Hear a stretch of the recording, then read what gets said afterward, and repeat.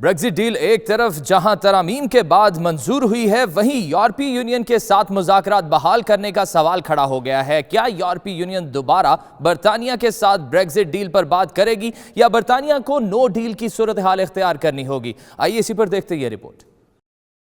نئی Brexit deal کی parliament میں منظوری کے بعد یورپی یونین سے ڈیل دوبارہ منظور کروانے کا مرحلہ آ گیا۔ وزیر برائے بین الاقوامی تجارت لیام فاکس کا کہنا ہے کہ وزیر اعظم ٹریزا مے اب یورپی یونین سے بریگزٹ مذاکرات ری اوپن کریں گی۔ بریگزٹ ڈیل پر یورپی یونین کے ساتھ دوبارہ بات چیت کا فیصلہ اراکین پارلیمنٹ کی جانب سے ووٹنگ کے بعد ہوا۔ دوسری جانب یورپی یونین کے سربراہان نے موقف اختیار کیا ہے کہ اس معاہدے سے یورپی یونین کے 27 ملکوں کے سربراہ نے اتفاق کیا ہے، لہٰذا وہ 585 صفحات پر مشتمل بریگزٹ معاہدے پر مذاکرات ری اوپن نہیں کریں گے۔ تاہم وزیر اعظم ٹریزا مے پولیٹیکل ڈکلیریشن میں مزید یقین دہانیاں حاصل کر سکتی ہیں۔